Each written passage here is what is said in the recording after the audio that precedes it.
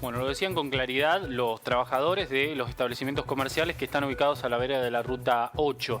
Pero fíjense lo que son estas imágenes que llegan a diario, podríamos decir, Sí. a Periodismo Ciudadano para demostrar la situación de peligro y de congestión en el tránsito que se vive en el cruce de la Ruta Nacional número 8 y la Ruta A005 en inmediaciones de Río Cuarto. Hay escasa señalización, durante la noche prácticamente no hay iluminación y no hay nadie tampoco que esté dirigiendo el tránsito. Allí es tierra de nadie. Tierra de nadie, un verdadero peligro. Imagínate esto, situación de día, de noche no se ve nada. No ha ocurrido algo grave de milagro, nada más. Pero vamos a hablar con un especialista, con Marcelo Oviedo, el jefe de bomberos voluntarios de Holberg. Marcelo, gracias por atendernos. ¿Cómo estás? Buenas tardes para ustedes y buenas tardes para la audiencia. Y recurrimos nuevamente a vos porque son muchos años de dialogar con vos después de haber cubierto accidentes, en muchos casos fatales.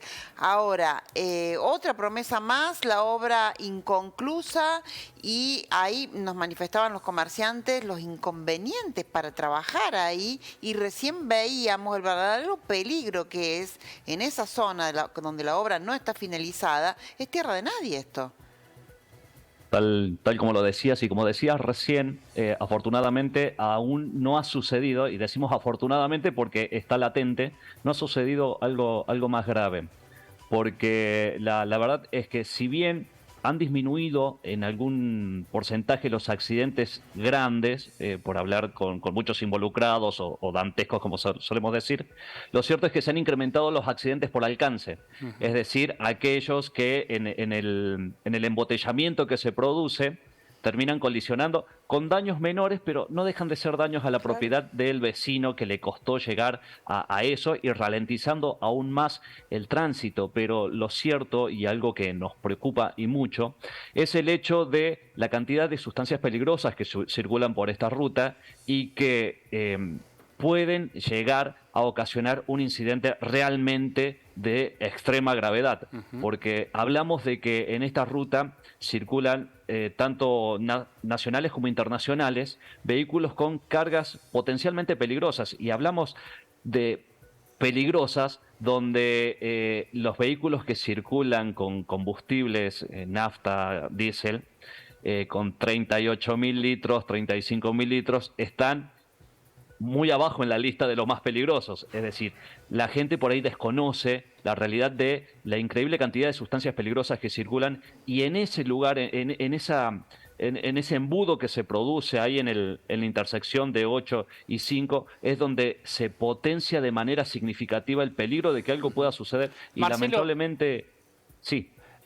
La gente que circula por ese lugar, hoy nuestro móvil estuvo allí, también lo pudo corroborar, advierte por la poca señalización que hay. Por la noche se habla de muy poca iluminación, todo esto como factores que pueden potenciar el riesgo.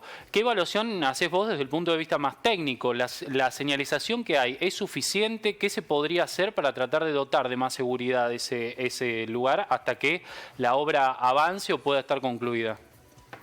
Y la realidad es que la señalización es bastante precaria.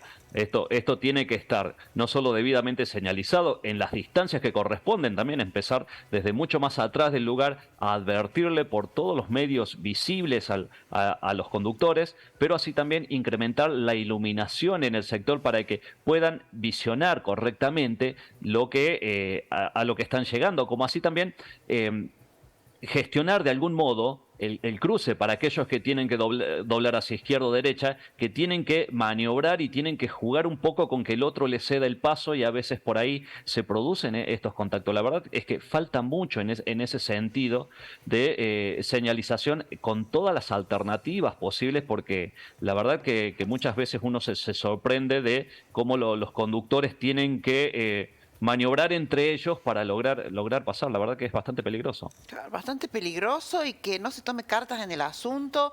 Realmente tiene razón lo que dice el gobernador Schiaretti ayer, que la única explicación es que se discrimina a Córdoba, ¿no? Porque nadie se ocupa de esto, que no hemos tenido una situación de gravedad porque por suerte, porque Dios está de parte nuestra, pero si no, esto es una situación de peligro fatal latente. Lamentablemente es así tal cual lo dices y la red es esa, en donde nosotros vemos como ciudadanos, como vecinos, una actitud casi infantil, esto de pasarse la pelota o la culpabilidad Sí. unos con otros y llegamos a la conclusión de que nos encontramos con otra obra vial más en territorio nacional que no se termina, es lamentable. Marcelo, por último, ¿quién debería estar en estos momentos tomando cartas sobre el asunto en lo que refiere, ¿no?, a las cuestiones de seguridad? ¿Es la empresa que tiene la concesión de la obra? ¿Es la empresa de peajes que tiene la concesión de la Ruta Nacional número 8? ¿Quién debería dar una respuesta para que circular por ese sector sea seguro?